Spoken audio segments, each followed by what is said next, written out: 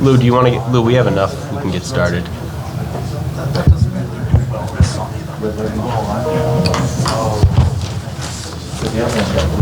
Chairman Shanley.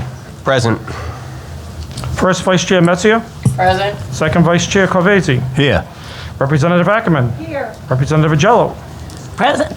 Present. Representative Baginski. Present.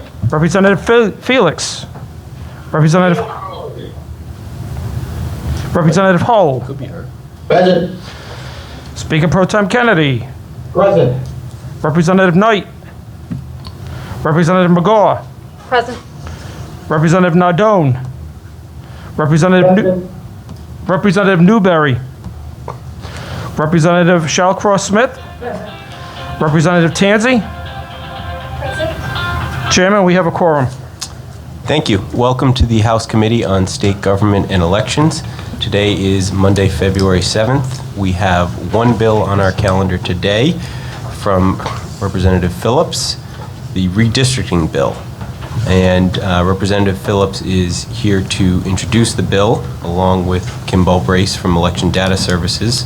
But before we get into that, I'd like to take a procedural vote because we do have another hearing on this bill scheduled for tomorrow to get additional public input and testimony. So I'd like to move that we hold House Bill 7323 for further study. So moved. Second. Moved and seconded. Mr. Clerk, roll call vote, please. Chairman Shanley. Yes. First Vice Chair Metzger. Yes. Second Vice Chair Corvese. Yes. Representative Ackerman. Yes. Representative Agello. Yes. Representative Baginski. Representative Felix. Can't hear you. Representative Hull. She sounds different. Representative Hull. Yes. Representative Felix. Representative Baginski. Yes. Speaker Pro Tem Kennedy. Yes. Representative Knight.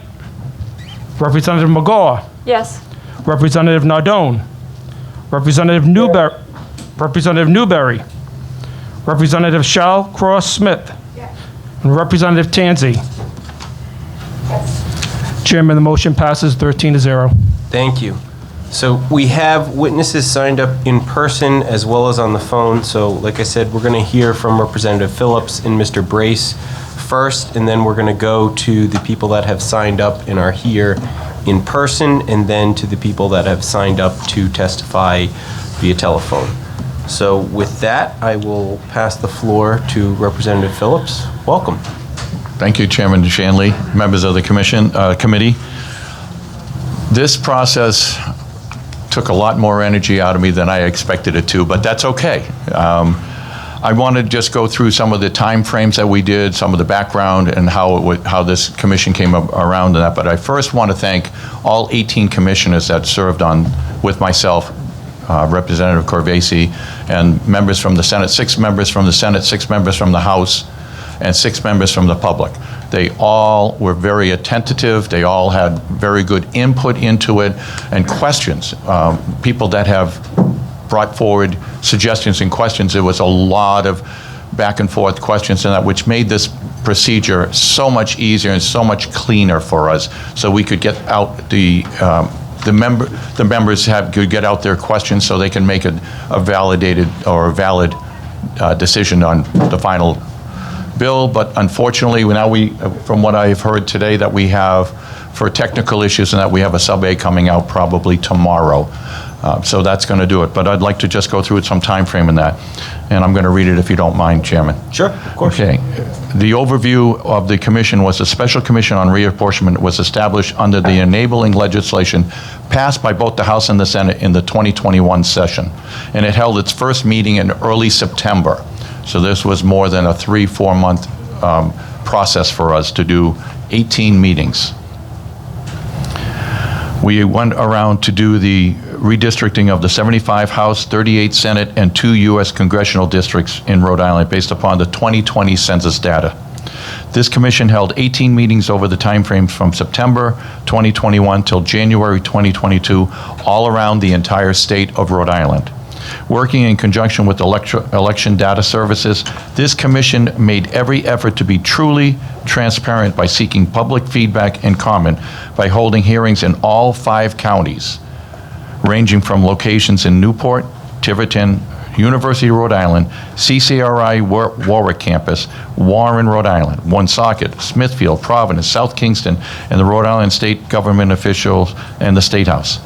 This commission heard substantial testimony at various times from state and local government officials, local election officials, a local mayor, a town council member, community leaders and advocacy groups, as well as many citizens with passionate and interesting viewpoints.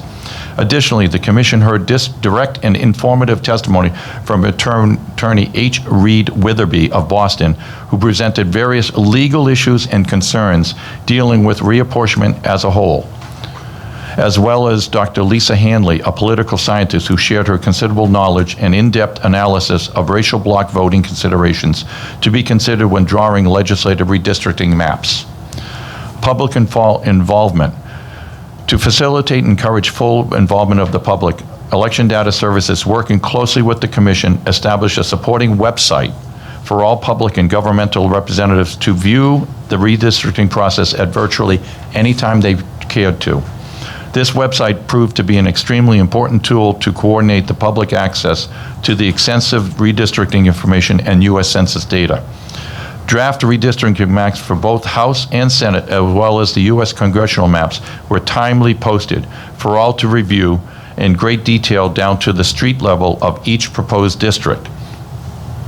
Additionally, this website offered and encouraged members of public advocacy groups, individuals, government officials to actively participate in the process to draw their own legislative maps for consideration reflecting their view of local communities of interest, as well as make any comments on the existing proposed maps by email.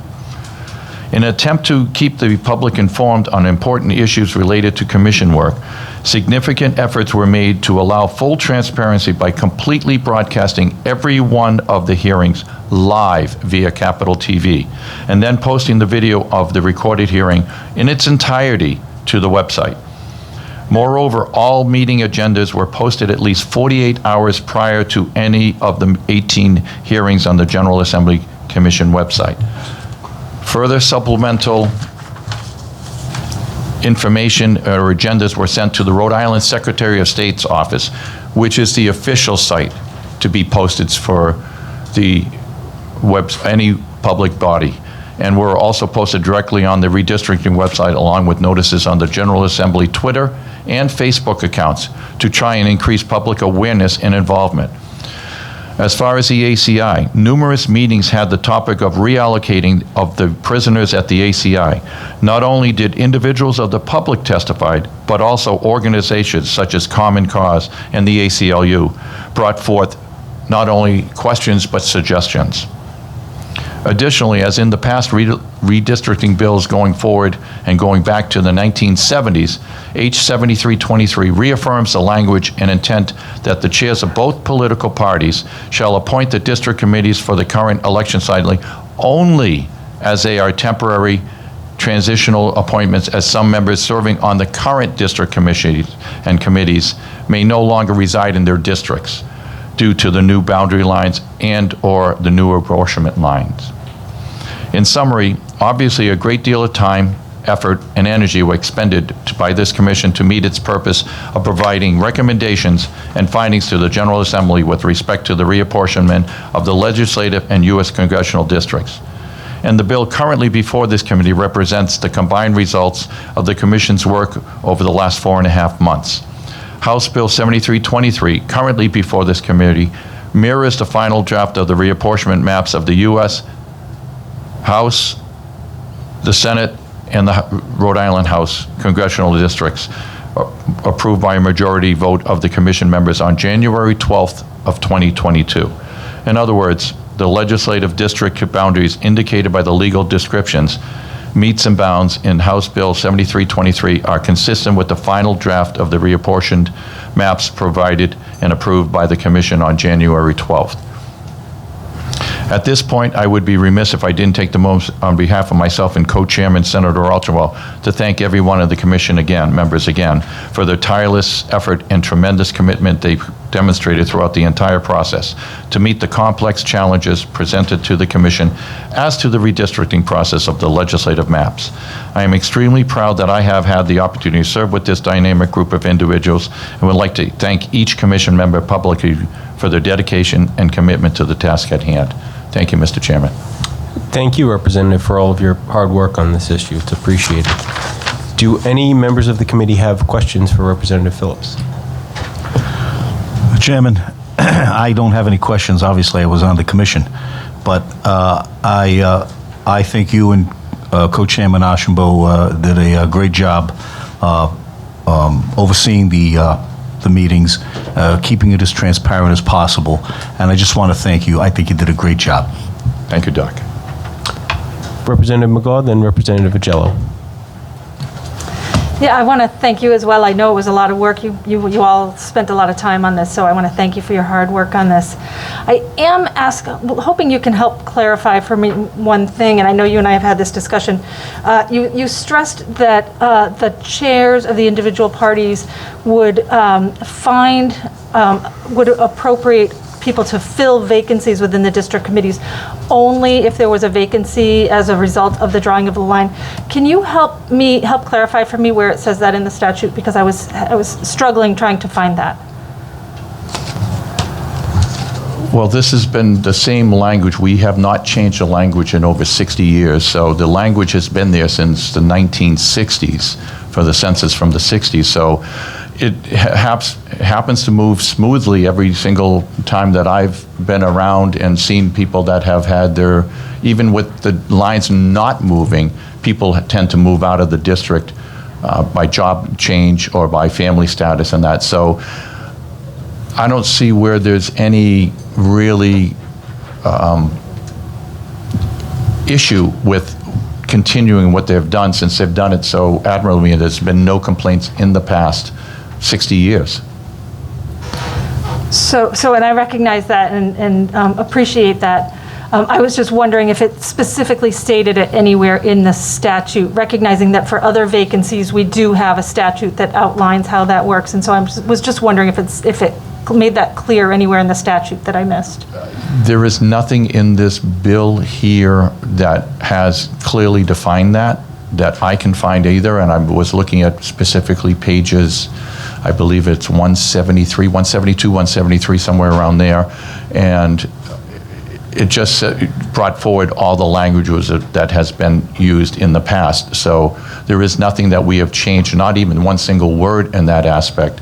So if the committee tends to think that it needs to be changed in some way to make it clearer for certain people, then that's up to the committee. Okay, thank you. Any further questions for Representative Phillips? Yeah, Representative Agello. Thank you, Chairman Shanley, and thank you, Chairman Phillips. Having looked at just a bit of the maps and read the language around the description of districts, I'm in awe of the committee and Mr. Brace being able to comprehend this detail and work with this detail in a responsive manner for all the citizens of Rhode Island.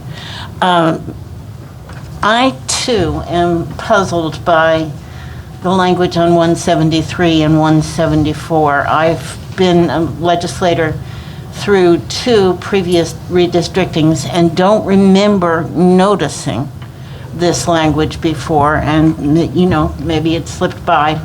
I'm sure that things have slipped by me. But I'm puzzled that if it's routine, there's no underlining of the dates. So did we pass in 2012 legislation setting these November and September 2022 dates? And if so, would the desire be to add now the dates coming next, 2032? September and November. But I'm puzzled that nothing's underlined here. And so I guess my question is, did we enact this part of the law, redistricting, with those dates, the 2022 dates? Did we do that in 2012? I think, Representative, that's an excellent question. I think that's something that we can try and have legal counsel address, and then Okay. we're back here tomorrow. But I'm not sure Representative Phillips can address that, but we do definitely want to address that question and have the right person address it for you, because it's a good one. The only thing that I wanted to possibly say was that it has been since the census comes out every 10 years, it's normally, as a matter of history, that the 2 years afterwards, it's the September and the November date. So with the 1970 census, they did 72, both September and November, then it was 82, 92, 2002. So it just makes sense. We didn't change it. I think it's just assumed by everyone that it's going to take effect at the next elective cycle.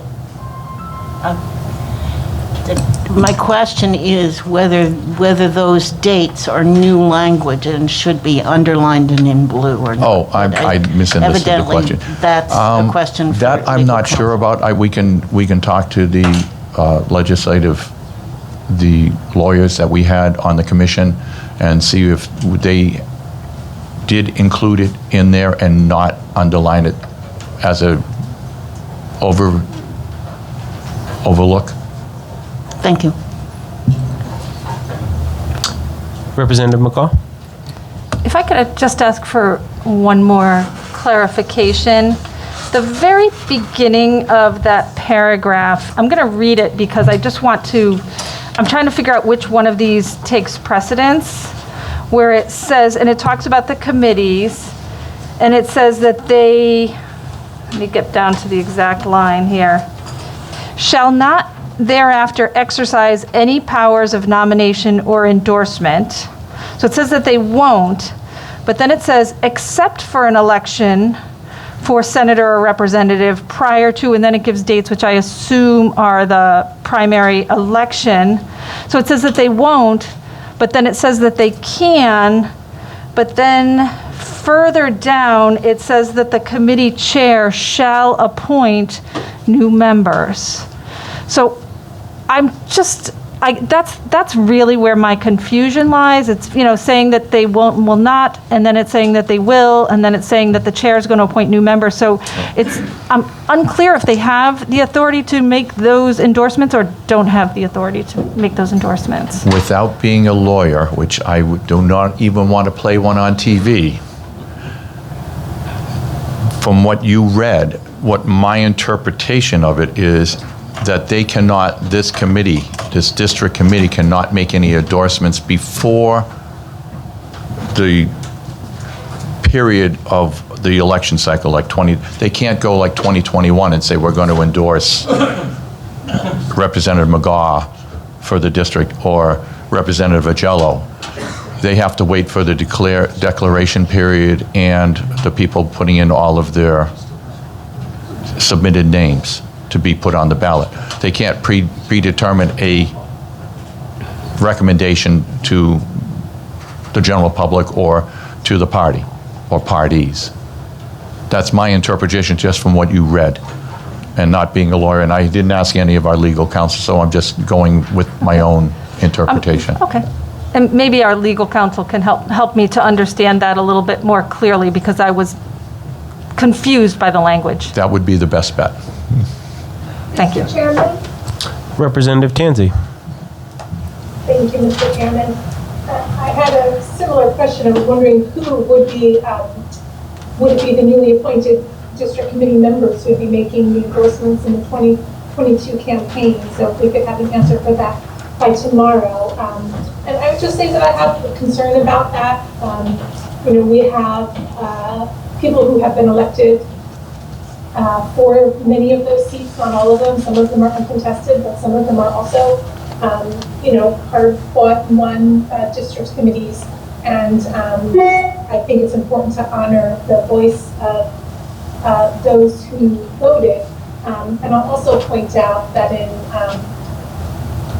Title 17, Chapter 12-12, there is something in current statute that clears this up under B, the last sentence in B of 17-12-12.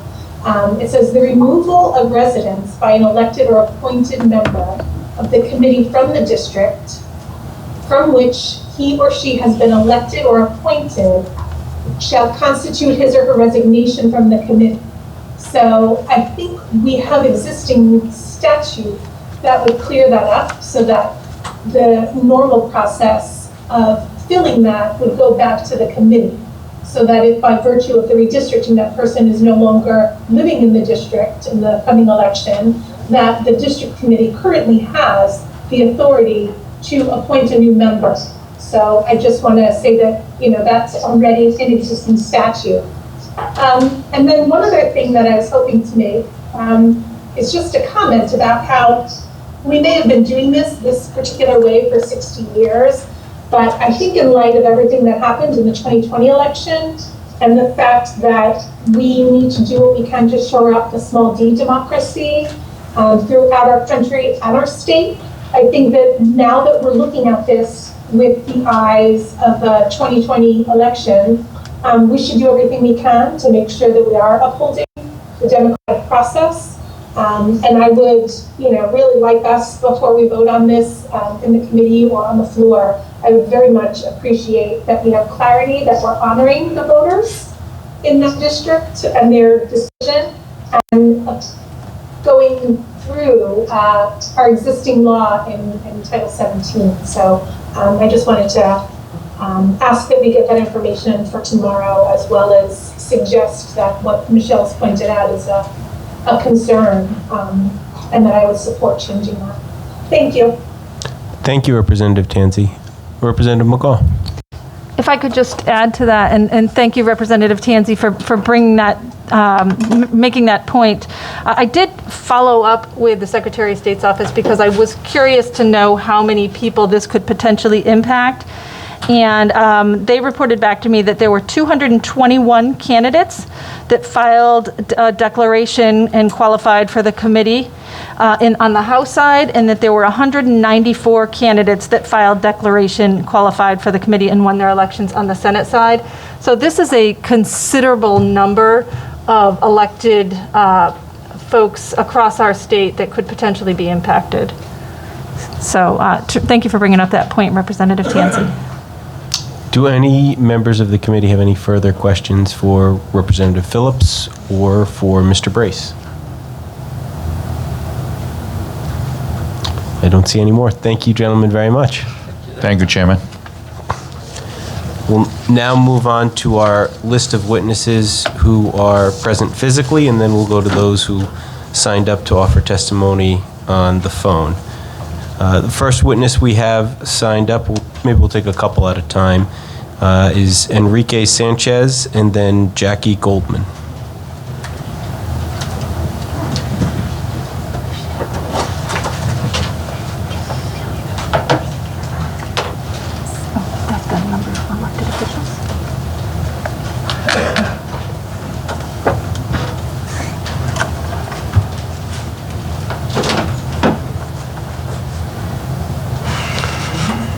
Good afternoon, Mr. Sanchez. Welcome.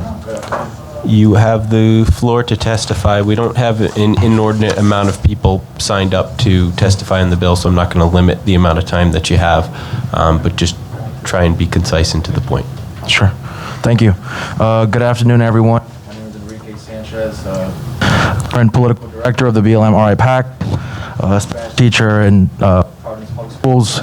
That button that your finger is on kind of turns on and off the microphone. All right, thank you. And a candidate for state representative for District 9. I am here in opposition to House Bill 7323.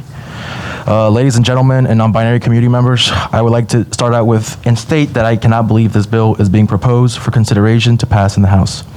This is what eliminating democracy looks like within democratically elected governments and installing an authoritarian government. The idea of replacing elected district committees with hand-picked members appointed by the current governing body of our state house is not only unacceptable, but also an attack on our democracy as well. For the people who run for the district committees, this gives them an opportunity to practice democratically elected processes and run to represent the interests and work of their communities and their respective Senate and state district committees. It is immoral and unethical to give this much power to the party chairs, because it is a sure given that they will choose committee members who represent the interests of the corporate power and establishment, and not the interests of the elected officials who represent the district. And this bill, being proposed as a growing progressive movement, is gaining more power every day across Rhode Island. Some will say that this has nothing to do with that for the progressives winning. I disagree. It's clear that this bill is a roadblock to keep progressives from winning more state and Senate districts across the state. Working people deserve to participate in these local district committees. This bill minimizes the chance for individuals who have no ties to the current leadership to get involved with local politics. We must be open, transparent, and give working people in Providence and across the state an opportunity to get involved with our elected processes. Thank you very much. Thank you. Do any members of the committee have questions for Mr. Sanchez? No questions. Thank you.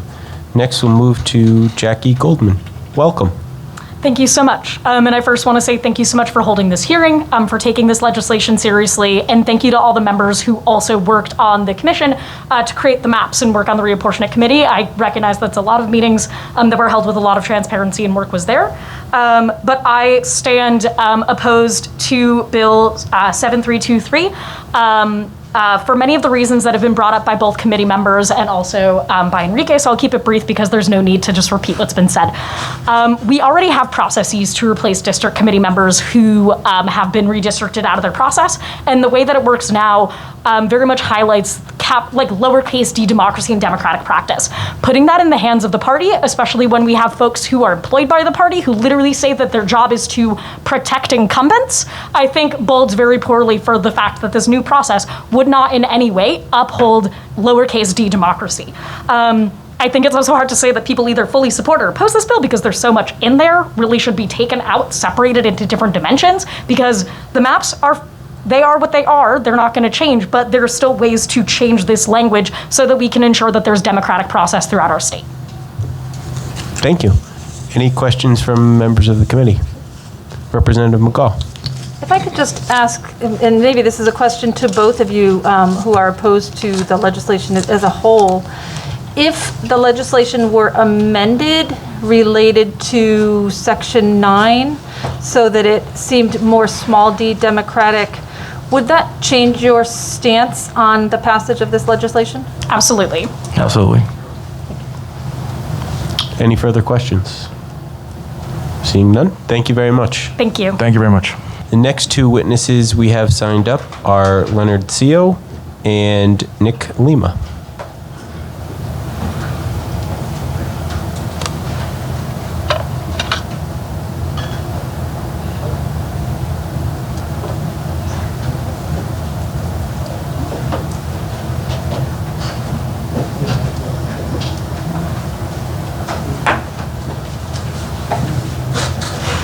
Mr. Seal, you're first on the list, so you have the right. Am I pronouncing that correctly? Yes, you are. For the Excellent. first time, somebody's got it right, so thank you.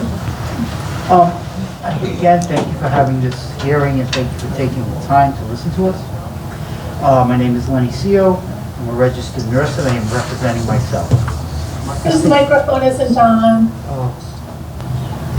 How's this? Is this okay? Much better. All right. I'll start again. Sorry about that. Thanks, Teresa. Hello, my name is Lenny Seal. I'm a registered nurse, and I'm representing myself. The state of Rhode Island is facing insurmountable obstacles in this present moment. We have a healthcare crisis and a nursing shortage. We have National Guard holding our healthcare system together. We have a homeless crisis that is exploding, and we have a public school system in Providence under state control narrowing our investment in the future. I mention these crises because in the midst of so much chaos, the political leaders in our state are trying to strengthen their hold on power. The past year's redistricting committee was a clear example when the Senate president removed 45% of the voters in District 4, dividing them up their districts so they no longer had a clear voice. At the same time, the Senate District won over. Senator Archibald used his power to expand his financial gain. The power grab continues with this bill, which will take the will of the voters and give it to a few officials that have a stranglehold of power in this state. By having the power to replace senatorial district committee members with representatives that will do their bidding, not unlike ex-President Trump tried to achieve in Georgia, which is under investigation by the DOJ. This will circumvent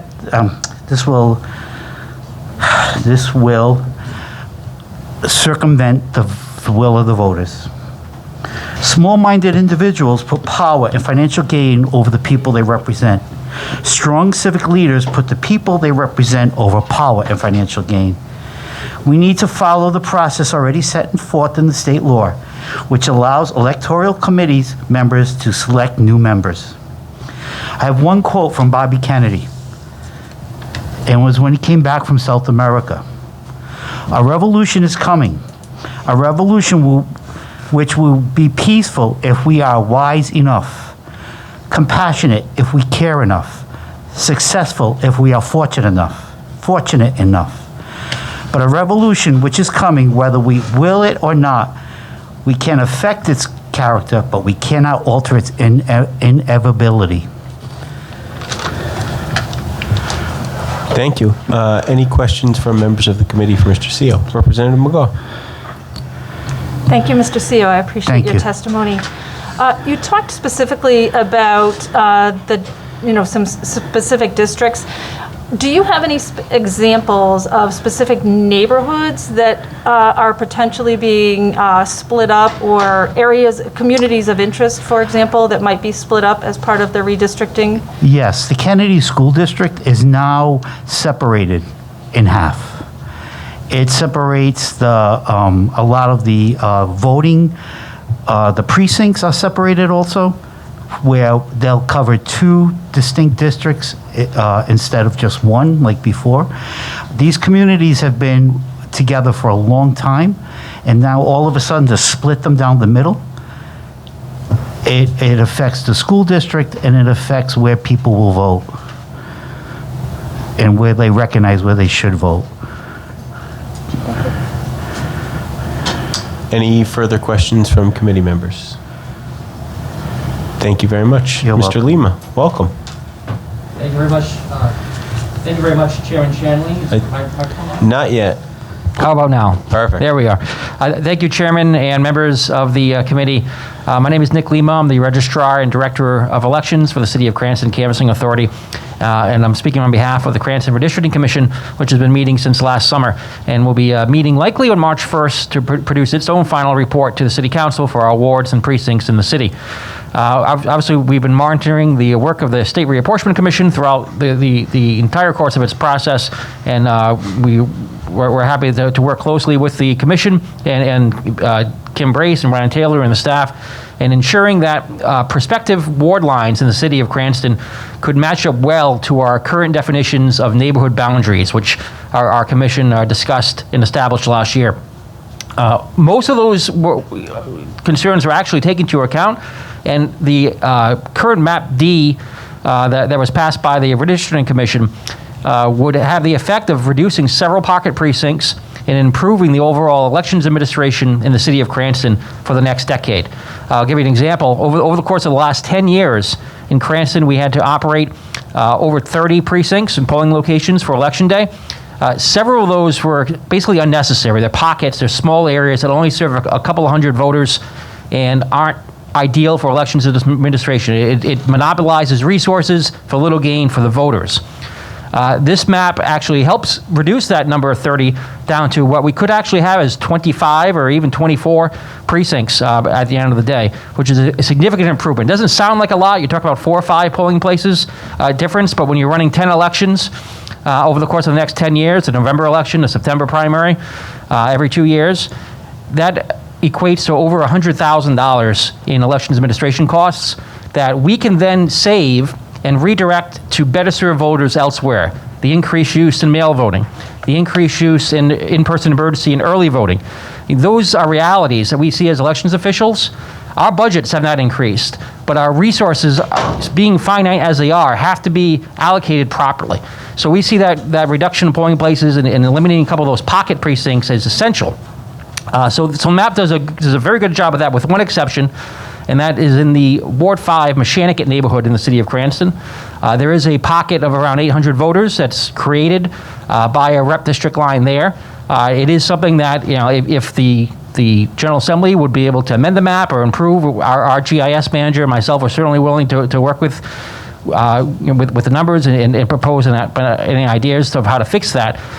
Mechanicat is a neighborhood that's long been represented by one representative, and the fact that it's split in two right now actually creates an odd situation for elections administration, because it creates a pocket precinct where we don't actually have a polling place that's viable and accessible within the boundaries of the precinct. It's entirely a residential area that's created by that pocket.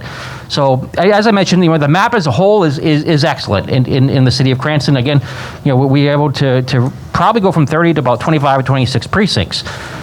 One thing that I am concerned about, and this is what I sent a letter of testimony to the members of this committee, as well as to the Senate as well.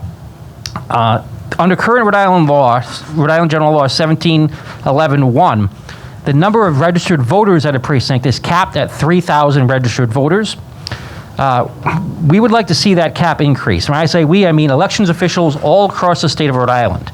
The Rhode Island Town and City Clerks Association actually voted unanimously at our quarterly meeting in January to support an increase in that voter precinct cap, because as we, over the course of the next few weeks, as soon as the General Assembly completes its work here the next couple of weeks, as we in the city and town level go to draw our wards, to draw our voting districts, to draw our precincts, that precinct cap number may tie our hand behind our backs in ways that it probably shouldn't.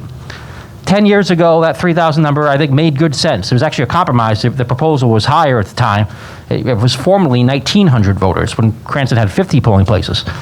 But here in 2022, 2024, going ahead for elections in the next 10 years, to operate with that same 3,000 number when we know that a third of voters may be voting by mail, maybe a quarter, a third of voters or a quarter may be voting earlier or by emergency ballot at city and town halls.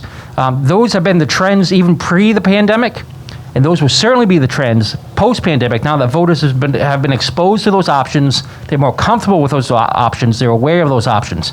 Elections have changed dramatically.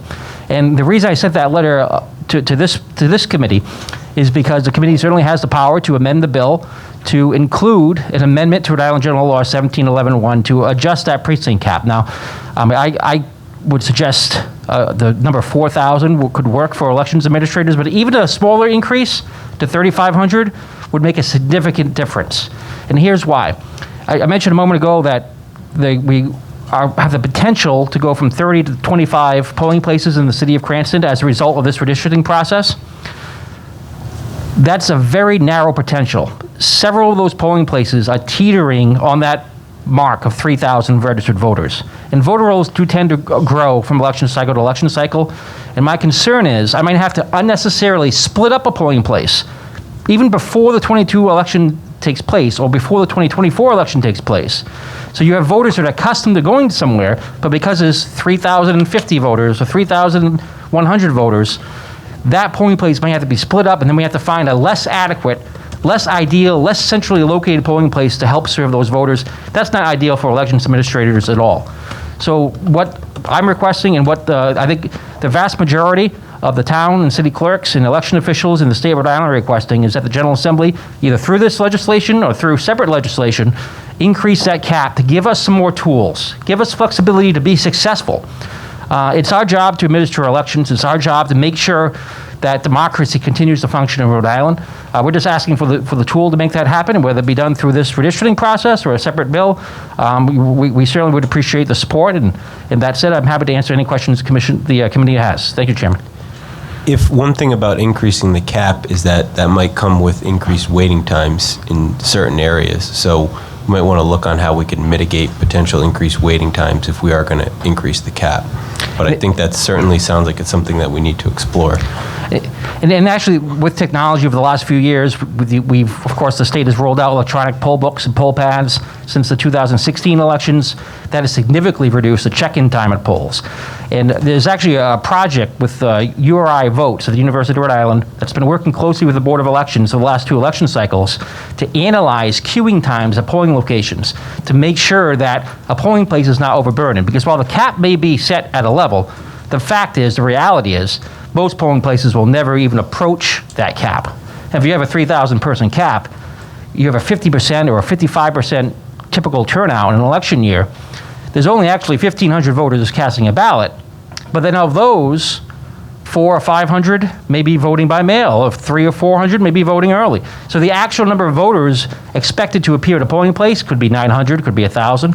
And then using technology, using statistics, using that work from the URI Votes partnership with the Board of Elections, enough voting machines, privacy booths, and check-in tables can be supplied to account for any eventuality, including a machine breakdown. We saw that happen in Pawtucket in 2016. There was one voting machine that broke down and caused a line. And since then, the Board of Elections has responded by applying 2 or even 3 voting machines to a precinct. That way, there's always a backup. There's always a fail-safe. And I agree. I think that's important to consider. And that's why maybe the 4,000 number may be high, but maybe the 3,500 number could be more acceptable. Any questions for Mr. Lima? Yes, Representative McCall. I want to thank you. You certainly have put a lot of thought into your testimony. I really appreciate it. And I know that I heard a similar commentary when the committee met in Tiverton, and it was presented from the town clerk in Tiverton to the committee as well. So I appreciate your comments. I was just hoping you could restate the specific section of the statute that addresses this, so that I don't have to go digging. Sure, absolutely, Representative. It's Rhode Island General Law 17-11-1. Thank you. Voting districts and officials. Thank you. Any further questions from members of the committee? Representative Tansey? Thank you. I am just wondering if you could repeat for me those numbers of the home cap, so change it from the existing number of to what? Chairman, so the current cap under state law is not substantially more than 3,000. So if it's 3,050, we're okay with that. But once you get substantially more, it becomes an issue, and the polling place needs to be split. I've submitted ideas to a couple members of the Cranston delegation to perhaps put in a bill to increase that to 4,000. But I think even an increase of 3,500 would have a major effect and allow us just a little more flexibility, a little more wiggle room, so that when we assign our precincts in just a few weeks' time, we can have the flexibility we need to not open up a polling place unnecessarily or split a polling place unnecessarily.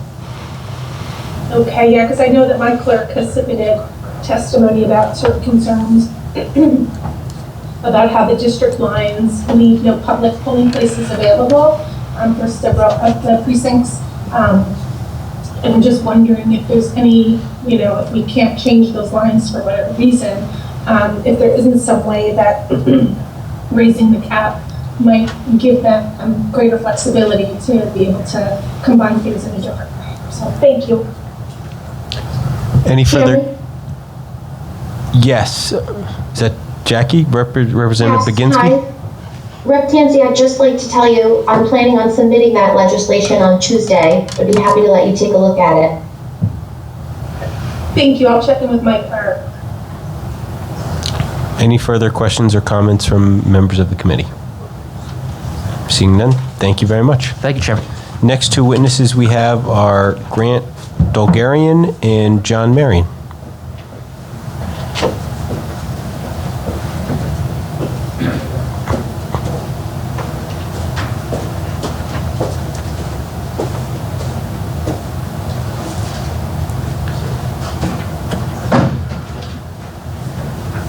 Mr. Dolgarian, you're signed up first. I can't tell if that's a D or a B. I guess D. Is that right?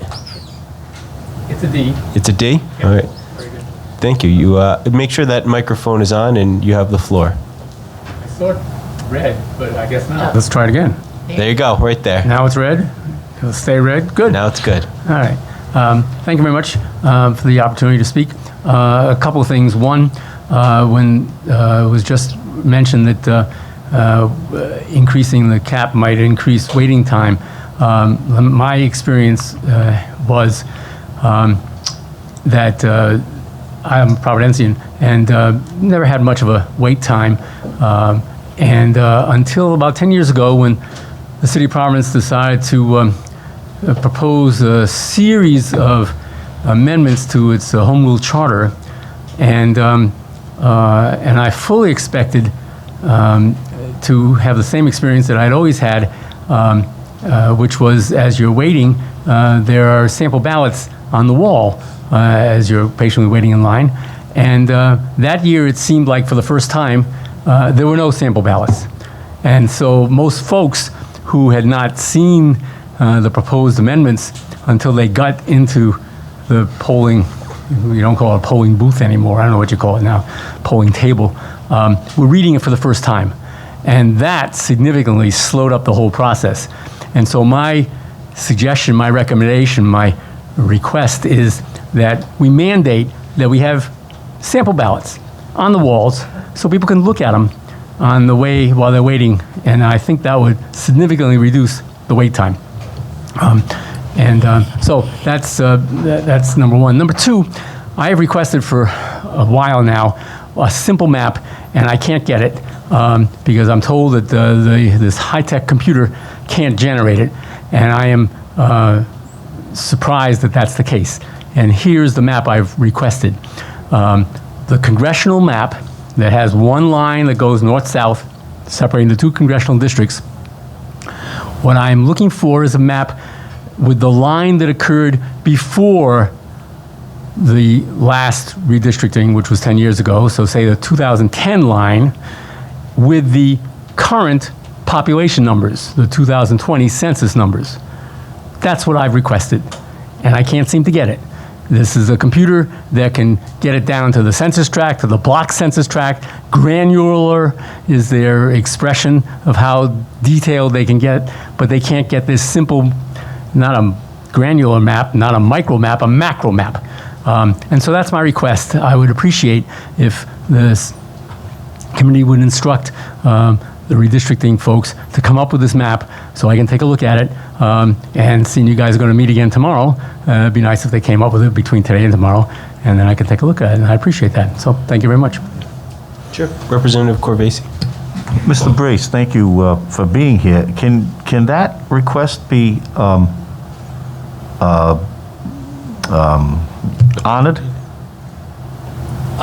We have looked a little bit on that. The problem is getting the older boundary line that he wants to put on there. So just so I know, so we're on the same page.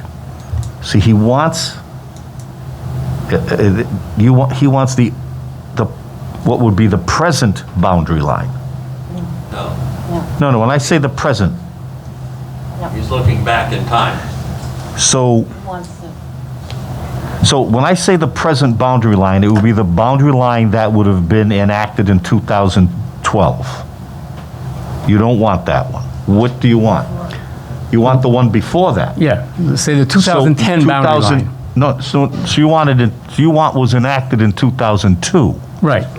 So you want, what was enacted, you want the line as enacted in 2002 with the present population numbers. Precisely. Can't do it? The question is the 2002 data was slightly different with the new census lines that we have in 2020. And so they're not matching up to be able to generate. Does he have a microphone? No, he doesn't. He doesn't. So, I'm sorry. What it is it's the census geography is different from 2002 compared to what it is today in 2020. And there are areas of that district, particularly in Providence, which is where the line was placed, that makes it difficult to be able to trace it exactly. So it's difficult to trace the line that was generated. Your microphone's on. I'm sorry. It was difficult, so it's difficult to trace the line that was generated in 2002. That's correct. Okay? Any further questions from members of the committee for Mr. Dolgarian? Seeing none, thank you. I guess we'll try and get that map for you at the very least. Appreciate it. Mr. Marion, welcome. Thank you very much for having me. I think I have a paper copy of the 2002 map in my office. I'll be going back there after this. If I do, I'll reach out. And I would think you could physically use Mr. Brace's, if you had a paper copy of where it divides the city of Providence, you could physically just look at the streets and draw it using the redistricting tool. But I can't guarantee I have it, but I know I have a 2002 file that I'll look through. Great. I want to start actually by addressing Mr. Lima's issue, because I think that's really important, and I'm glad he brought it up. And then I'll get into my testimony that I prepared. I'm glad to hear there will be a separate bill, because I think that deserves a full hearing. What Mr. Lima might not have known is this happened in 2011. So what happened in 2011 is the legislature passed a bill anticipating that redistricting was going to happen that raised the cap in 2011. It was at the request of the Board of Elections. There was quite a bit of debate, Common Cause, ACLU, and the then Board of Elections ahead, Mr. Kando, about what that number should be. Ultimately, the legislature sort of split the difference. Mr. Kando wanted 4,000 back then. We didn't want it to go that high. But that said, Mr. Lima's right. In 2011, over 95% of people voted at a polling place on Election Day. That's not going to happen ever again in the state of Rhode Island. And so, sort of what we've seen in other states is they sort of have sort of a managed retreat, so to speak, of Election Day polling places. In some states go to what are called vote centers, ultimately where you can vote, where regardless of where you are in the state or county, you can vote at a giant polling place. But it has to be a managed retreat. And so that's the point I want to make, which is you can just raise the number, but then that gives a discretion geographically to the city or town of where to put that polling place. And that's the real problem from sort of an equity perspective, is if you increase the size of the geographic area and then you put the polling place at the margin or not on a bus route, or you could really disenfranchise somebody who wants to vote on Election Day. And we saw this, there is discretion in primary special elections for the consolidation of polling places. You passed a bill about that a couple years ago.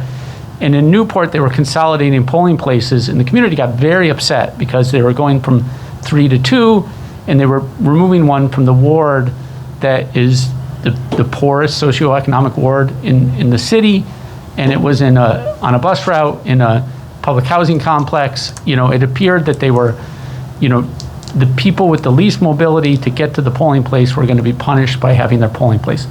So I would suggest that when you think about that issue, and I do think it's a legit issue to think about that Mr. Lima has raised, this sort of managed retreat, that you need to think about how you put some guardrails around that process. So because if done correctly, it can be done well, but if done incorrectly, it can lead to some inequities. The next point, I understand the bill before you is not going to be the founding bill. It sounds like there's going to be a sub-A. I haven't seen the sub-A yet. I hope it's honoring the House rules. It'll be posted later today, 24 hours in advance.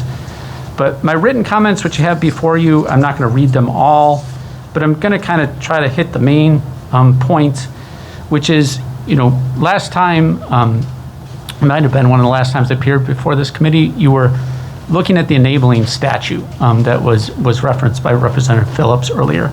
And our critique of that was was pretty broad, but we made a point about how it doesn't require the commission to release the underlying data to the public, doesn't disclose the private communications that the consultant has.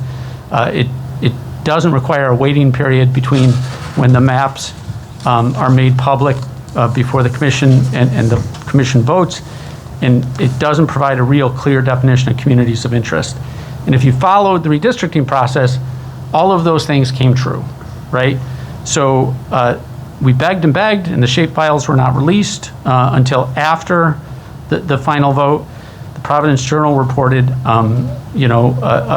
extensively about what happened in Senate District 22, and whether or not people from Lincoln actually reached out to the consultant. House Plans D and Senate Plans D were voted on the night they were revealed. And the commission really spent several months trying to wrap its head around what a community of interest was, when the enabling statute should have given them some guidance. I raised this to you because you're the body who could do something to fix this going forward. We really do believe that there is a better process. And if you look across the United States, that better process is playing out in some states, in the Michigans, in the Californias, that have chosen an independent redistricting commission. I'm not going to go through the written part of my testimony that talks about partisan gerrymandering. You can read it for yourself. But the conclusion is, by all commonly accepted metrics, these districts are a partisan gerrymander that strongly favors Democrats. That is because these districts strongly favor incumbents, and the vast majority of members, and I'm surprised the Republicans aren't here tonight, the vast majority of members are Democrats. So in protecting incumbents, these maps favor Democrats. They also, and there's several ways to measure that I talk about.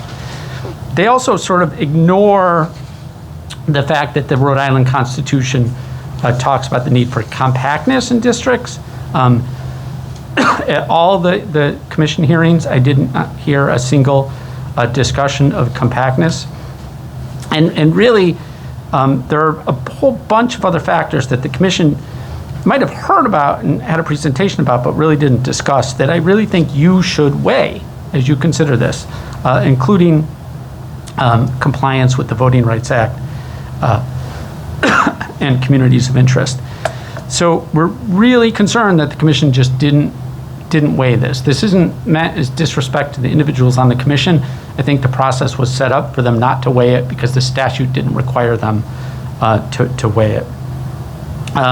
The primary issue, though, that was discussed by the commission was prison gerrymandering. We're grateful for the amount of time, the number of people who turned out, the really robust discussion about prison gerrymandering. We're disappointed by the result. I think if you've seen our public statements, as well as our allies, we thought Rhode Island should join the vast majority of states that have done something about this by reallocating everybody who was counted at the ACI. Instead chose to reallocate 41% of those who were counted at the ACI.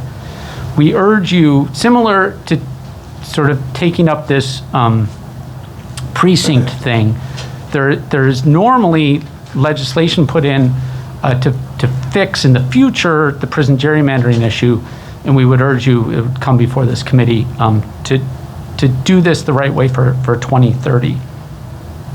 Finally, on this issue that you heard a lot about the district committees, we spent a couple of hours, and I think I understand where some of the misunderstanding is occurring with this. So the bill before you has two sections starting on page 173 that aren't underlined and in blue. And I think that's a mistake. I think that's just a clerical mistake. But when you go back to the general laws from 10 years ago, or the public, when you go back and look at the bill that was before the Judiciary Committee 10 years ago, there is almost identical language. So that is true. This has been the practice in prior decades. But what happened 10 years ago is it wasn't codified in the general laws. So it's in the public law. And in fact, I think I put the number H7209. No. It's, I think I referenced the public law. Yep. 7209. Yeah, actually, so if you go on the public law page, thank you, Representative, it's 007. And if you look in 007, in the public law, there's that transition language. But if you look in the general laws, it's not there. And I think it wasn't codified because it's transition language. So by the time the public law was codified in 2013, the transition had already occurred. So law revision just said, we're not going to codify this section. It's no longer operable. And so I think a lot of people last week went to go in the general laws and they didn't see that transition from 10 years ago in the general laws. So I think there's a lot of misunderstanding because of that. So regardless of how you feel about it as a matter of public policy, just as a matter of how the bill is structured, somebody raised, I think Representative McGaugh raised, that you could write it that in the year ending in 2, this happens.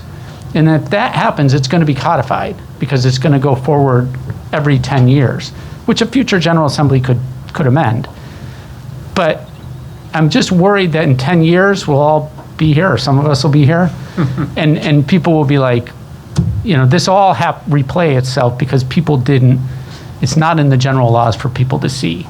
So I think I figured out the mystery. If anybody knows, you can explain to me that I'm wrong about that. I'd appreciate it. But I think it's a clerical error compounded by the fact that the language from 10 years ago wasn't ever codified. So I think you are correct. I don't think it's a clerical error. I think it's just exactly what you said because it doesn't need to be underlined in this version. So I think you you are think the right. fact that it's not underlined means it won't be codified? Is that what you're saying? No, it wasn't codified before. Okay, yes. So we'll have a concrete answer for you tomorrow. Okay, great. Thank you. And if you need any more information than is my testimony about that, I'm happy to try to solve that puzzle. Thank you. Appreciate you walking us through that. Thank you. Any questions from members of the committee for Mr. Marion? No questions. Thank you. Thank you. The next 2 witnesses we have signed up for, the last 2 for in-person testimony, are Steve Allquist and Alex Kitts. And after that, we'll be moving to telephonic witnesses.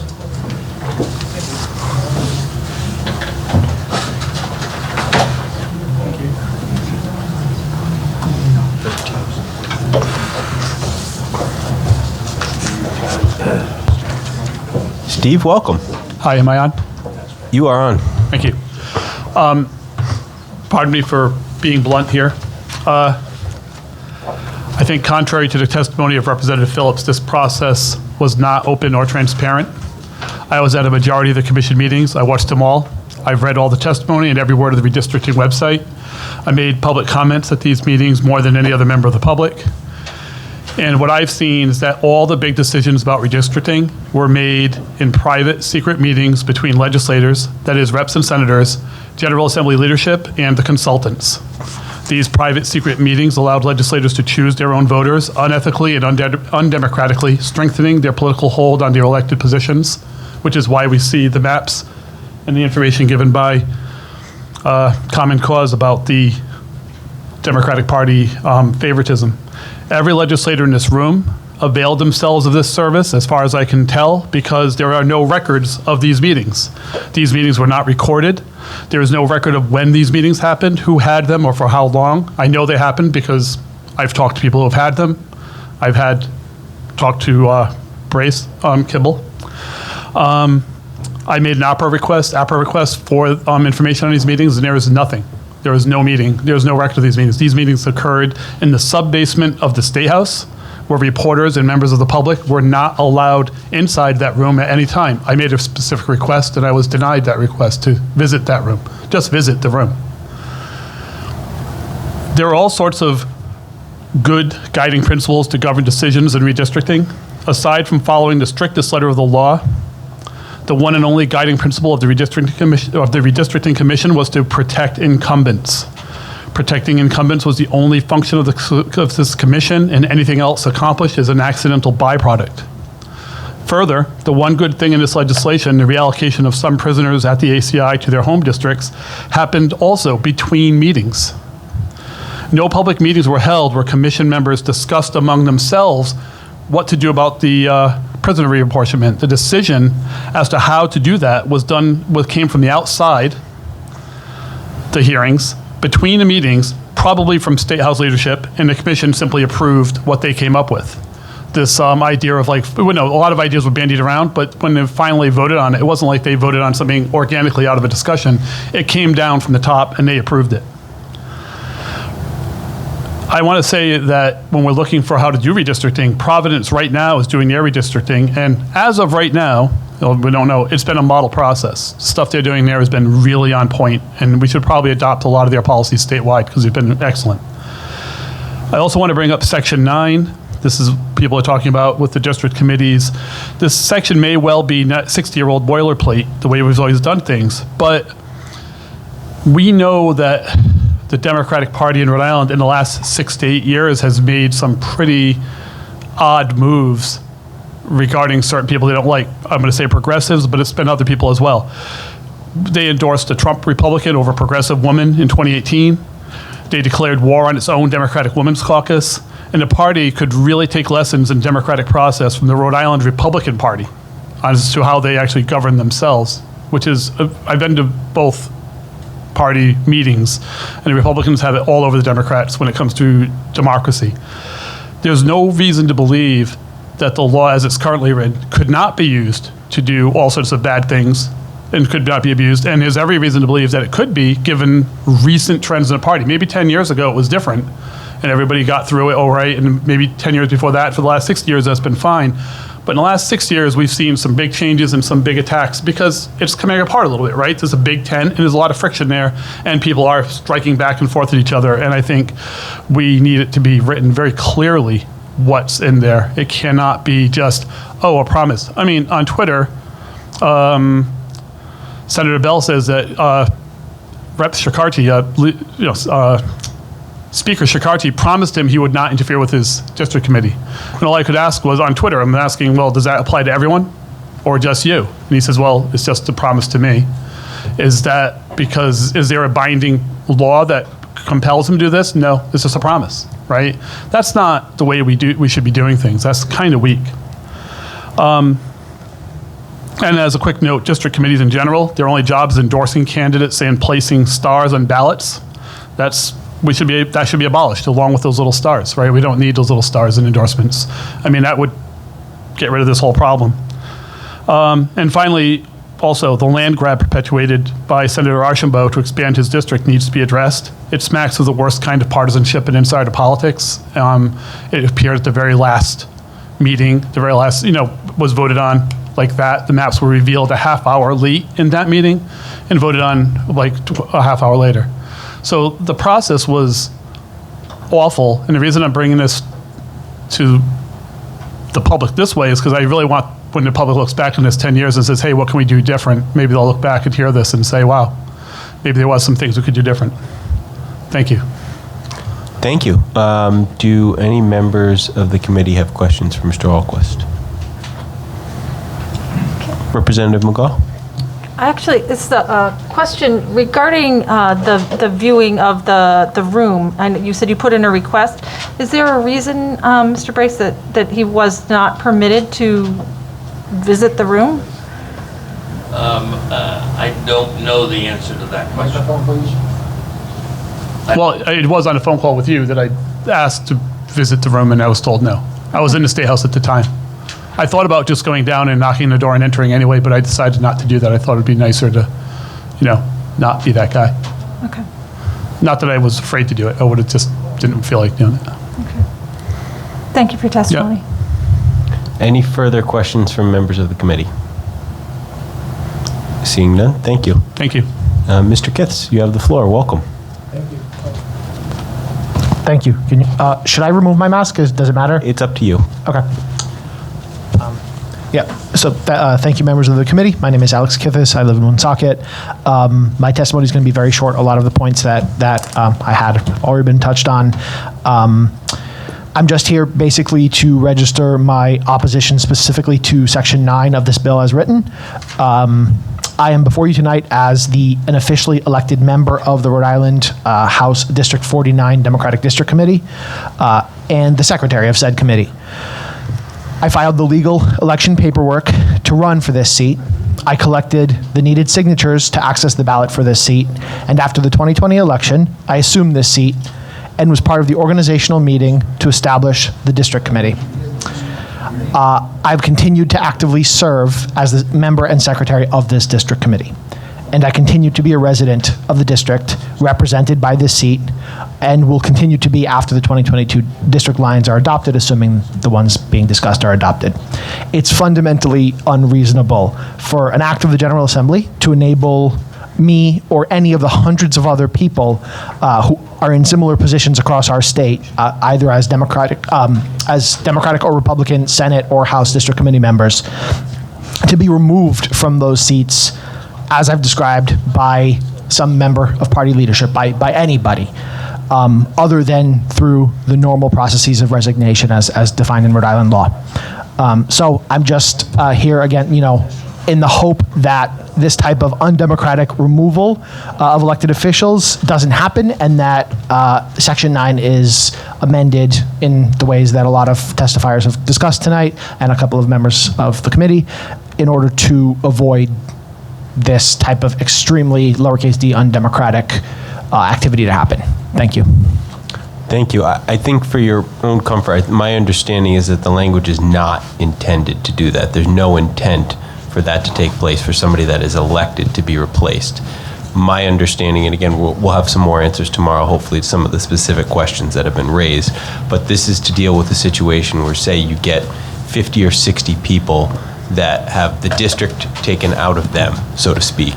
In that case, you don't have to hold 50 special elections. They can just be, the seats can be filled by the applicable party chairman at that point. But we do appreciate your feedback on the issue and everybody's feedback on the issue.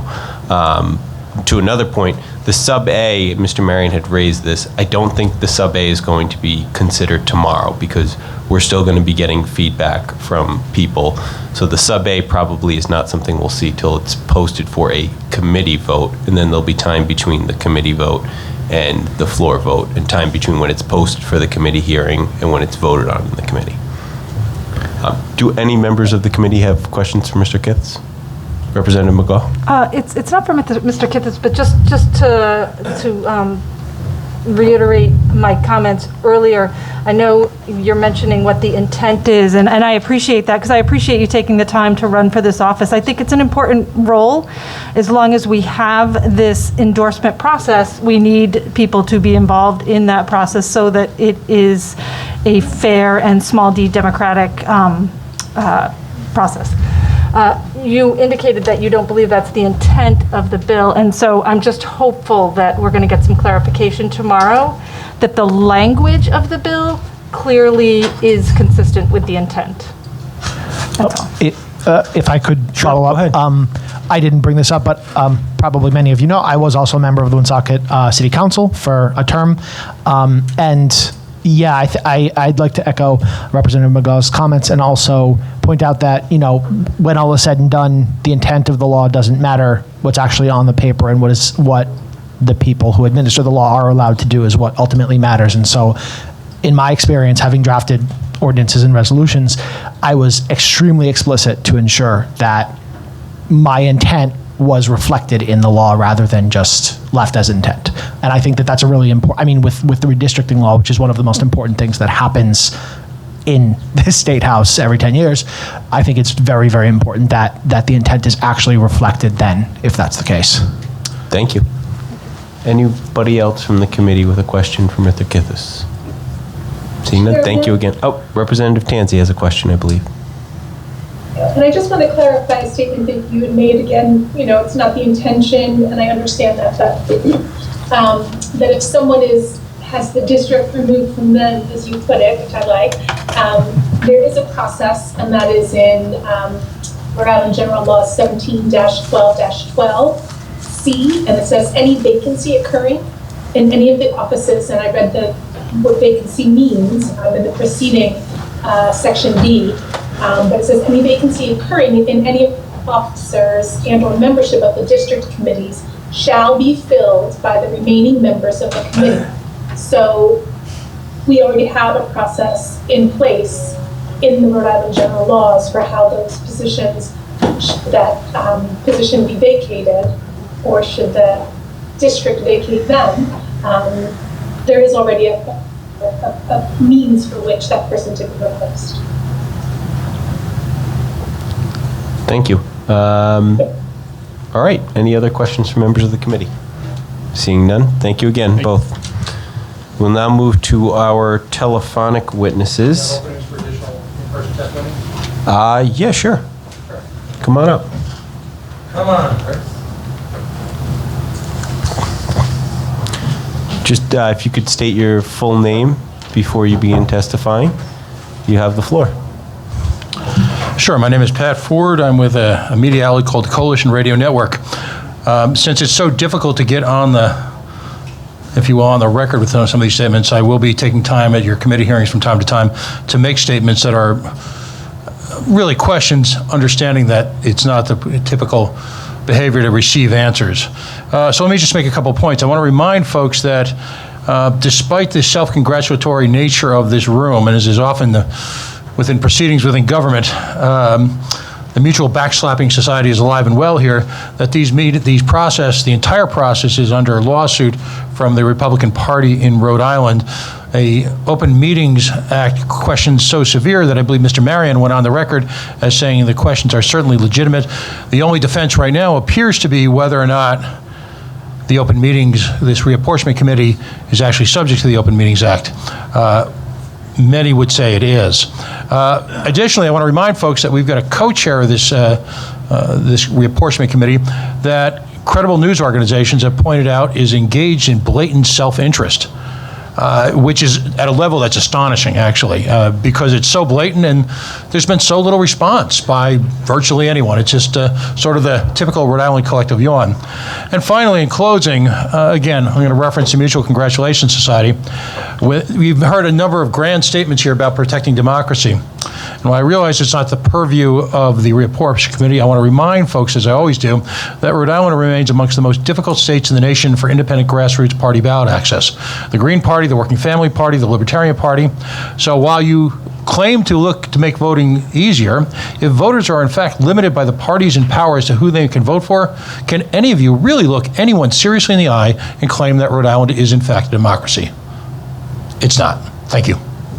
Thank you very much. Do members of the committee have any questions for Mr. Ford? No questions. Thank you.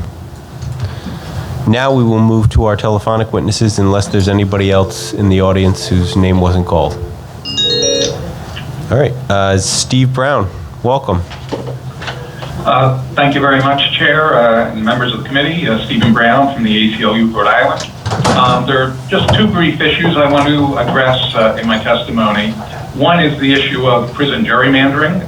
Mr. Marion, I think, expressed our views as well. While we appreciate the first steps that this legislation takes in addressing the issue, we too are disappointed that it didn't address the issue completely. As Mr. Marion noted, there are a dozen other states that have taken care of the issue universally. The problem with doing it halfway is there still is a significant problem in terms of the districts in Cranston where there's overrepresentation that gives those districts more power than any other districts in the state. And we hope you will consider either amending this legislation or adopting separate legislation that's been introduced in past years by Representative Williams to, at least for the 2030 election, make it clear that prison gerrymandering will be eliminated completely. I would note that there is one state, Illinois, that actually did that, made it prospective. They passed the law eliminating prison gerrymandering to have the law take effect for the next census in 2030. It would be great to do that so we aren't back year after year trying to get this issue finally resolved now that there's a recognition, and we appreciate this recognition, that it is a legitimate issue. So we hope you'll give consideration to addressing it, not for this redistricting, but for the next one.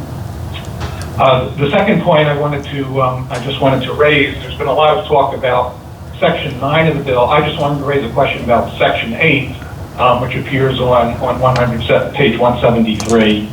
And that deals with election duties of local officials.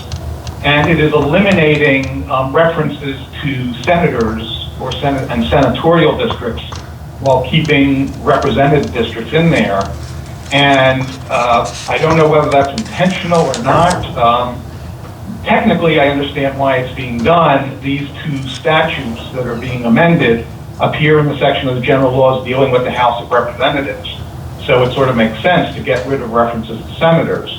The problem, as far as we can tell, is that there is not a corresponding section about election duties of local officials in the statutes dealing with the Senate. So it's unclear to us what it means by deleting Senate from these two statutes and not having a corresponding statute where that leaves the election duties of these local officials for Senate elections. So there may be a reason for that. We're not sure what it is, but we at least wanted to point out that question and concern in case it was inadvertent to be eliminating this language or not putting it elsewhere. With that, I'll be glad to answer any questions. Thank you. Any questions from members of the committee for Steve Brown? Seeing none, Steve, we'll add that question to the list of questions we will try to address at tomorrow's meeting. Thank you. Next witness we have signed up is Senator Culkin. Good afternoon, Senator. How are you? Good. How are you? Thank you, Mr. Chair and honorable members of the committee. Do you want me to go ahead? Yeah, go ahead. Okay, great. Thank you. Just so for the record, my name is Helene Cummins. I'm the senator for District 30 here in Warwick. I'm testifying against Section 9 of House Bill 7323 on redistricting. I think it's been said that Section 9 starts at the bottom of page 173, if that's helpful. Section 9 states, upon passage of this bill, would replace duly elected members of the Senate and House district committees with people who would be appointed by the chair of the Democratic and Republican parties. It doesn't say in part, it doesn't say replacing people if the lines have moved. It just says that they would be replaced. I believe this is a very broken and undemocratic process, as these members ran in 2020 for the sole purpose of serving for the 2022 primary election. These committees have one responsibility, which is to endorse candidates for the primary election. They endorse not only for a senator or for the representative, but also for themselves. So, you know, you can imagine it makes it difficult for anyone to run for these important positions. And we should honor the will of the people who voted for them. I know it's been done this way for a long time, but that doesn't make it right. As an example of why this is broken, my entire district committee members, even if they still live in the district, can be replaced by the Dem Party chair with new members who supported my 2020 opponent and lost in that election to the district committee. Luckily, we have already defined, I believe Rep. Tansey mentioned, in Rhode Island General Law 17-12-12, a process for filling vacancies in these committees. If, as a result of redistricting, a member falls outside of the new lines of the district, their seat can be filled the same way as law permits, say if they moved. I should note that it's only a small percentage of committee members that are affected by the new district lines, and getting rid of everybody just doesn't make any sense. I think it's a great opportunity for our current General Assembly to fix a long time wrong, and I hope you will all consider amending Section 9 so it follows the Rhode Island General Law already in place and honor the will of the voters. Thank you so much. Thank you, Senator Culkin. Any questions from members of the committee? No questions. Have a great night. All right, thank you. Good night. Next witness we have signed up is Damian Lima.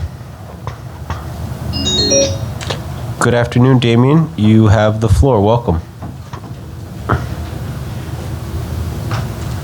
Mr. Lima? All right, we'll try the next witness.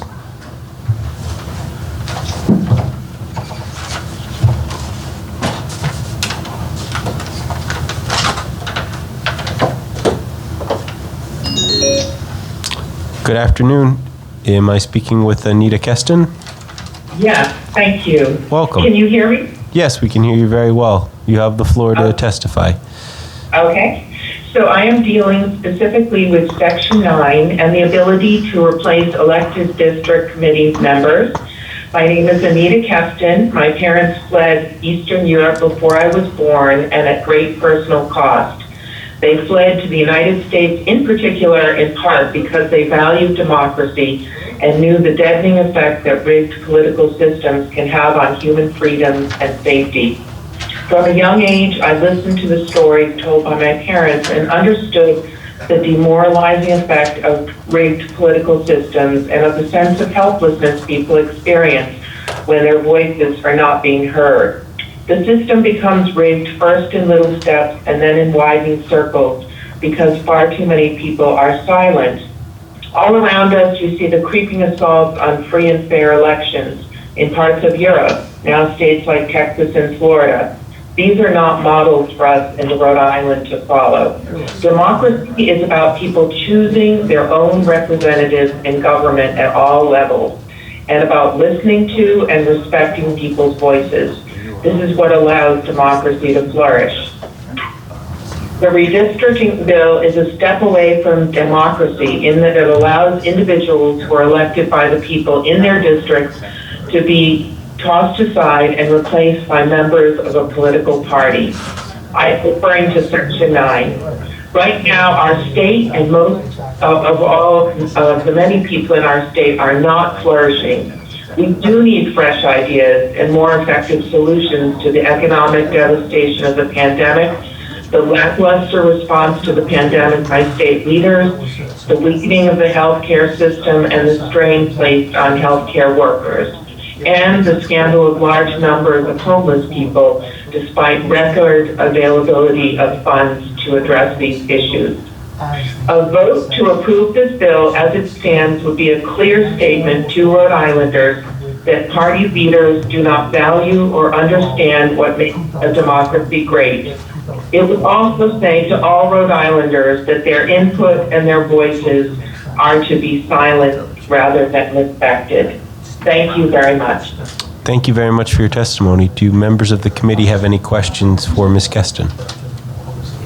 No questions. Have a good night. Thank you. Next witness we have signed up is Leonard Katzman. Good afternoon, Mr. Katzman. You have the floor to testify on the redistricting bill. Proceed whenever you're ready. Thank you. Hello. I'm Leonard Katzman, Chair of the Portsmouth Democratic Town Committee. I want to thank you, Mr. Chair, and members of the Committee on State Government and Elections for the opportunity to be heard. I'm speaking tonight in opposition to Section 9 of the House Bill 7323 as currently drafted.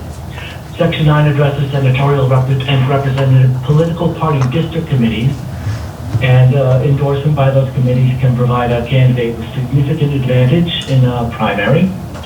Due to redistricting, some district committee members might no longer live in the redrawn district, creating a vacancy on the district committee that needs to be filled. But Section 9 does not define a process for filling vacancies. Instead, Section 9 dissolves all existing district committees, ousting hundreds of district committee members from their newly elected seats and having all new members appointed. The power to appoint new members is vested in a single person for each political party, the chairperson of the party. I realize that the language of Section 9 is not new.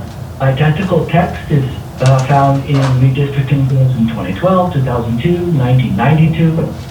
It's clear to me that Section 9 is not some new scheme to usurp district committees and impose the will of state parties, but rather, I strongly believe it is simply an inappropriate cut and paste from previous redistricting laws. There may have been valid reasons for a provision like this in 1992 or earlier, but there is no good reason for it today. Rhode Island law already gives us a process to fill district committee vacancies in section 1712-12, stating that whenever a vacancy in a district committee exists, it shall be filled by appointment by the committee in which the vacancy exists, by the remaining members of the committee. Similar language should be used in 7323. There should be, rightly, some provision for the rare circumstance when no members remain left in a district committee, and leaving the state party chairs as a backstop if a district committee fails to fill vacancies after some reasonable amount of time. But the current language of Section 9, with its wholesale elimination of all members of all district committees, to replace by the state party chairperson is excessive and unnecessary. We should simply adapt Rhode Island's existing statutory approach to redistricting so that the remaining district committee members appoint people to fill their vacancies. And that approach reflects, I believe, the values of Rhode Islanders for more open access to political engagement. These are values expressed often by both political parties, by ethical government advocacy groups, and by Rhode Island citizens. It's time to modernize the law for filling seats on district committees under redistricting so that they are no longer controlled by one person, but by the people living in the community of the 113 Senate and House districts. Thank you for your time. Thank you, Mr. Katzman. Do members of the committee? I already see one hand shot up. Representative McGaugh. I just want to say hello to Len. Len is the chair of the Portsmouth Democratic Town Committee, as he stated, which I am a member. And so, Len, thank you for your testimony. I really appreciate it. I think it highlights one of the reasons that this is so important to me is because it's important to the people of my district. We had discussions amongst the members of the Portsmouth Democratic Town Committee. I know that members of my district committee, this is very important to. There were members that 2 years prior to the election told me that they were going to be running for this seat because they had seen some things that were of concern to them, and they wanted to make sure that they had a say in the endorsement process.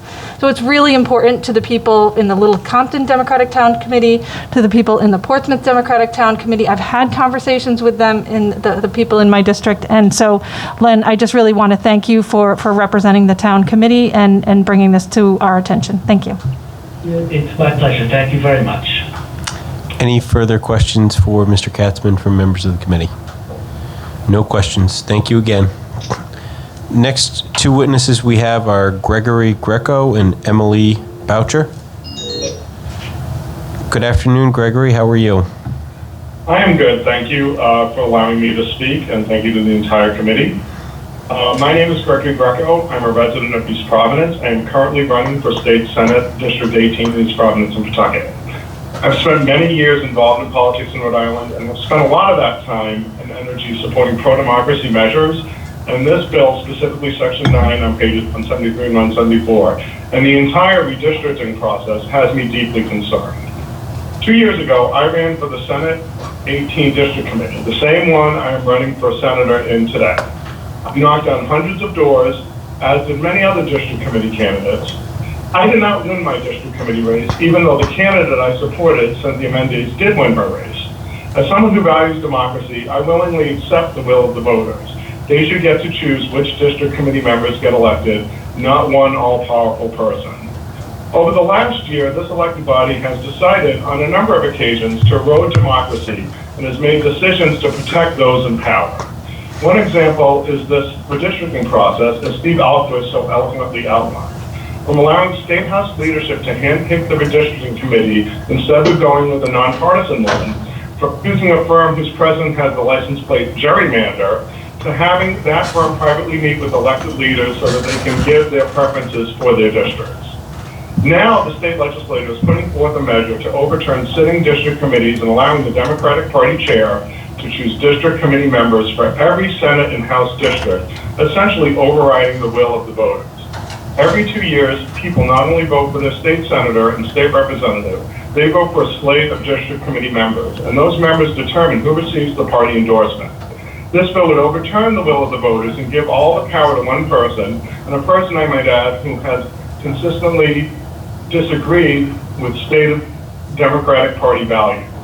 It appears to me that the House and Senate leadership is more interested in rigging the system to their benefit than providing an open process which allows the best ideas to flourish. You, as an elected body, have a chance to change that impression, and I implore you to do so. Thank you. Any questions from members of the committee? No questions. Thank you again for your testimony. Okay, thank you very much. Next witness we have is Emily Boucher. Good afternoon, Emily. You have the floor to testify. Welcome. Hey everyone. All right, I'm on speaker. All right, can you hear me okay? We can hear you. Oh, fantastic. All right, awesome.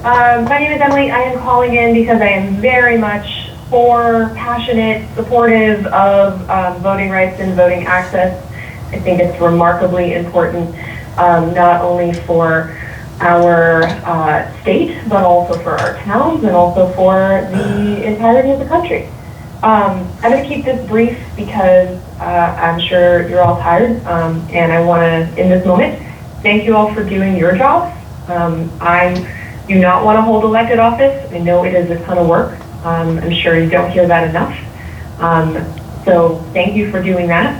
And in the same regard, I think that when we're talking about voting access, we're talking about people doing civic duty, and that means giving people the access and the resources and the ability to do their jobs. And that means being able to keep these rights preserved and accessible for everyone. And that means prioritizing things like this bus bill. So I'm going to kind of close out there unless anybody has any questions, but the big takeaway message is just thank you for doing your work, and please prioritize allowing the people of Rhode Island to be able to do their work by keeping these access channels open. Thank you very much for your call. Do members of the committee have any questions for Ms. Boucher? No questions. Have a great night. All right. Next witnesses we have signed up are Catherine Hillary, Helene Cummins. Do we have Catherine? Yes, Hi, welcome. thank you. You have the Are you floor ready to for me? testify. Yeah, go ahead whenever you're ready. Okay, thank you for taking my call. My name is Catherine Hillary. I'm from Newport, and I'm calling in to oppose House Bill 7323. My primary political affiliation at the moment is with Swing Blue Alliance, although I have worked with many different groups since 2016 to try and save our democracy. I have knocked on doors, called thousands of voters by phone, written thousands of postcards and letters. I normally focus on national issues, but this particular bill is so undemocratic, I feel I have to weigh in on it. It appears to give the chair of the Democratic Party the unilateral power to appoint his state Senate and House District Committee members when there are vacant seats. Some have argued that the chair will act properly, but the language of the bill is confusing and unnecessary.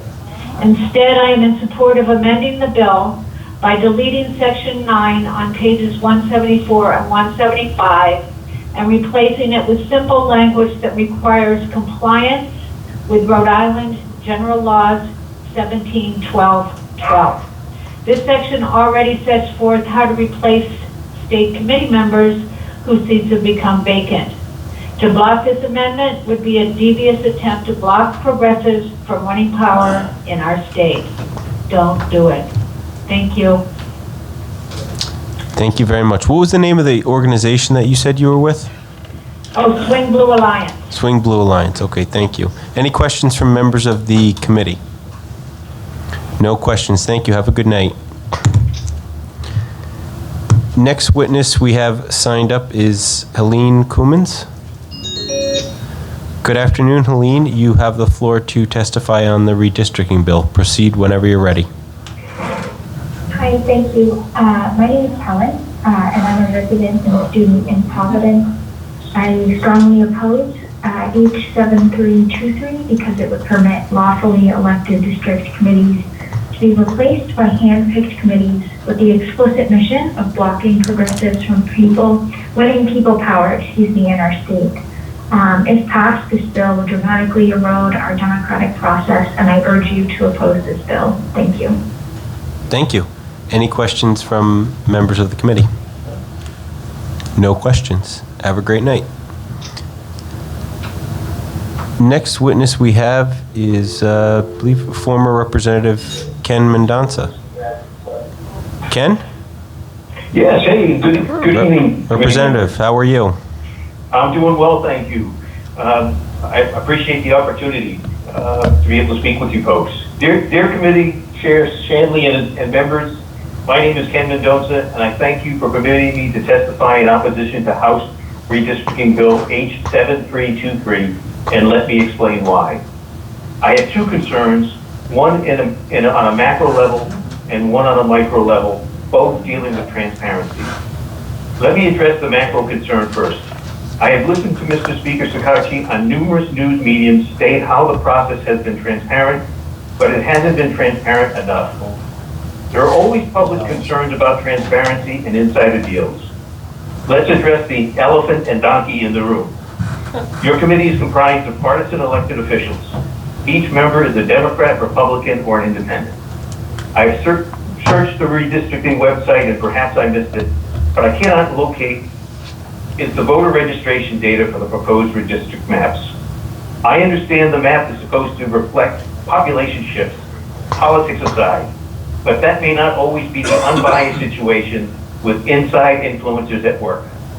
A truly transparent process would present the current makeup of the voter rolls, registered Democrats, Republicans, independents, and unaffiliated, and the reflective voter rolls for the proposed redistricting options. The request can easily be accommodated and is halfway there. The Rhode Island Secretary of State created an online interactive tool to depict the proposed new boundaries for the redistricting options. I am asking the Speaker and/or members of this government committee to introduce and pass legislation that would require the Secretary of State to incorporate registered voter party affiliation in the online tool. This would provide the public with a tool to look at the proposed voter makeup before and after redistricting. The tool would make the process more transparent and either lay credence to legitimate concerns about insider deals and gerrymandering or dispel them. As there is more than one way to cut up and remap a district to reflect a new census data. My micro concern is specifically with the 4 redistricting map options for District 72, for which I served. I've reviewed all 4 House map redistricting options, and all of them have voters being stripped from the east side of Portsmouth and a significant boundary expansion on the west side of Portsmouth. The proposed boundary between District 72 and 71 expands District 72 to just north of the Melville Marina in all 4 scenarios. District 71 abuts District 72 on both the east and west sides of Portsmouth and currently in the 4 redistricting options. Let me reiterate, none of the options expands the boundary on the east side of District 72. I find the significant expansion on the west side of Portsmouth to be very disconcerting, as all 4 redistricting options will have Rep. Terry Corterman's business, Ocean Link, located in the Melville Arena into District 72. Rep. Corterman's business currently resides in District 71. I have not seen any disclosure about this in the redistricting communiques by the government nor press. As I mentioned earlier, there is more than one way to cut up and remap a district to reflect new census data. Let me state that again. Not one of the 4 options has Rep. Corterman's business residing outside of District 72 in the new redistricting maps. This is a significant change, as Rep. Corterman is a member of the Town of Portsmouth West Side Development Advisory Committee. The West Side Committee is reviewing and developing plans for the decommissioned Navy tank farms, which will now be in District 72 with the new redistricting maps. The Advisory Committee has proposed major developments, including workforce housing for the transients at the marina. It would appear that Rep. Corterman's business could be a direct beneficiary of the redevelopment. As for the class exemption, Rep. Corterman's business is one of few at the marina. The ability to slice and dice redistricting maps and to have no other options for District 72 raises suspicion of political insider wheeling and dealing and not open, transparent, and ethical governance. And I oppose the redistricting map as drawn in H7323. Thank you for allowing me to testify today. Thank you. Do members of the committee have any questions? There's a question for you from Representative McGaugh. Just a comment for the committee about the West Side Redevelopment Committee. The town of Portsmouth is currently evaluating whether, what the role of that committee is to determine if it's still, if its work is still necessary in the town of Portsmouth. I'm not sure if Representative Corcoran still sits on that committee or not, but I just wanted to let the committee be aware that that committee is currently being reevaluated. Okay. Any other questions or comments from members of the committee? Seeing none, that will conclude your testimony. Thanks for your call, Mr. Mendonca. You're very welcome. Thanks so much, Mr. Chairman. Bye-bye. Last telephonic witness that we have signed up is Randall Rose. Good afternoon, Mr. Rose. Welcome. You have the floor to testify on the redistricting bill. Please proceed whenever you're ready. Thank you, Mr. Chair and members of the committee. And if my cough gets in the way, I apologize. Like others, I'm opposing this bill and mainly the scandalous provision that overrides elections for district committee and replaces the elected members with party insider's choice.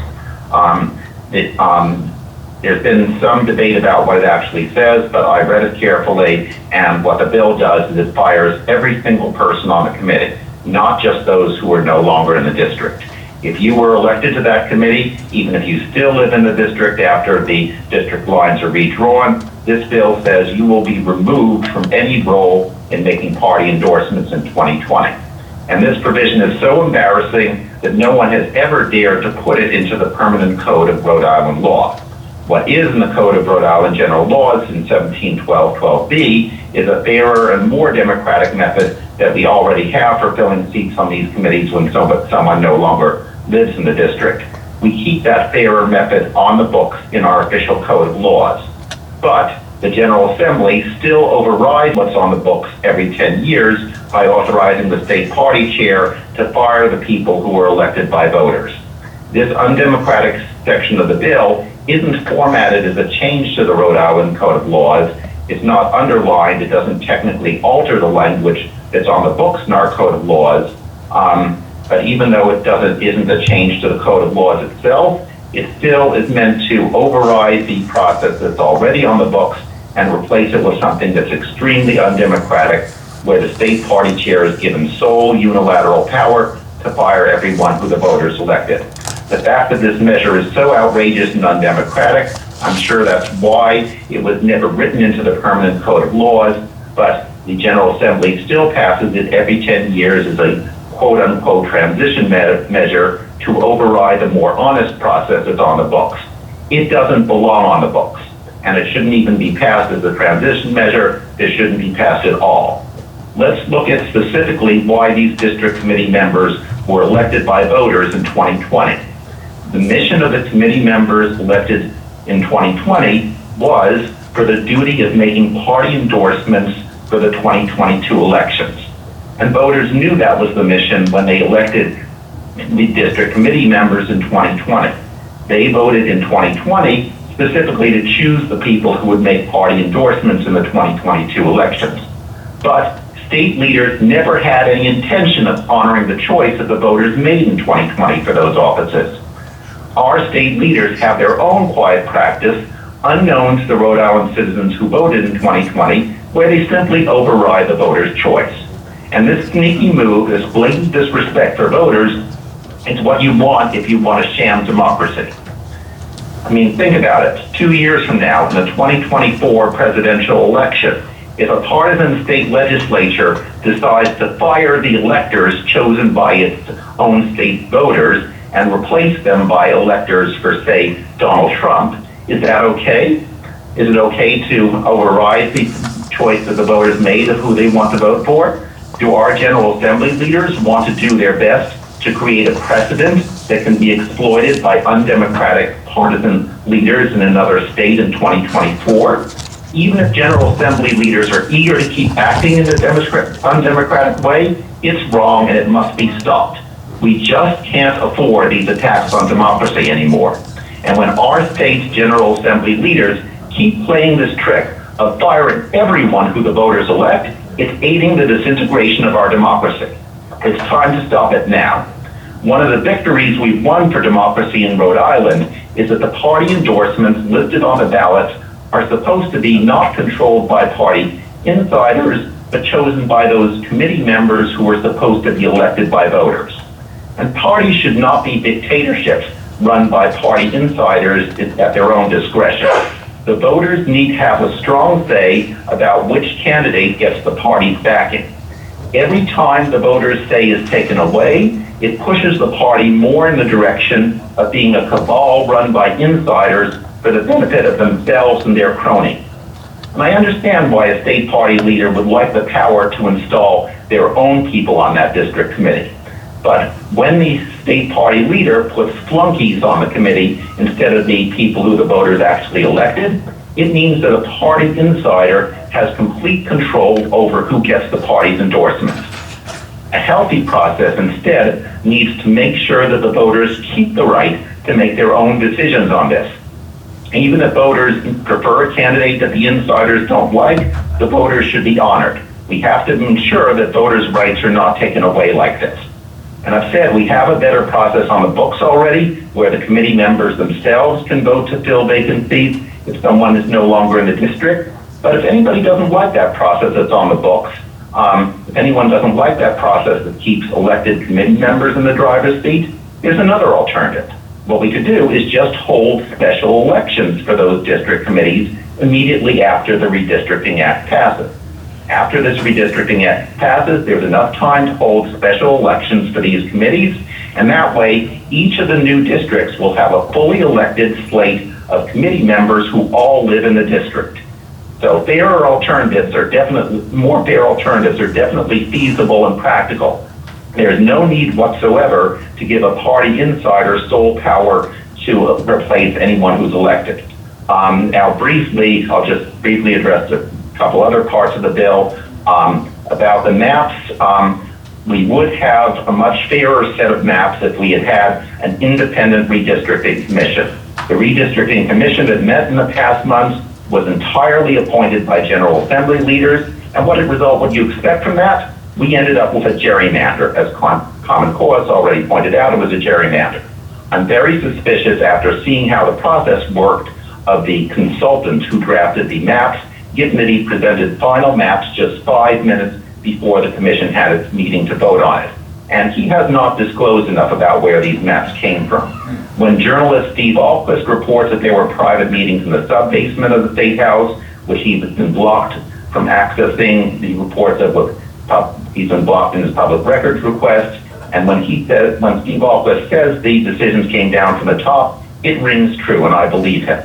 One other point, there was a witness who asked about Section 8, which deals with the Rhode Island House, and who asked what's the counterpart on the Senate side. There is a counterpart on the Senate side. It's at the bottom of page 63 and the top of page 64. And finally, about the ACI inmates. The bill continues to count nearly 60% of ACI inmates as if they were voters at the ACI's location in Cranston, even though not a single one of those inmates can vote there. No good reason has been given for why this bill continues to do this for some ACI inmates and not others. It comes down to just a gerrymandering trick, which has long been practiced in Rhode Island and other states. It shouldn't be tolerated any longer. For all those reasons, I oppose this bill. Thank you. Thank you very much, Mr. Rose. That will conclude testimony for this afternoon. There'll be another meeting at the Rise of the House tomorrow to consider the same legislation, and we'll try and get answers to the questions that were raised by the public as well as by members of the committee at that point. And then, Representative Agello. Chairman Chanley, tomorrow we will be getting clarification on some of our questions. Will we be seeing the sub-A then? I don't believe so. I think the sub-A won't come until, because tomorrow there's additional public testimony, so we're going to try and get more answers tomorrow more testimony, and then the sub-A should be produced after that.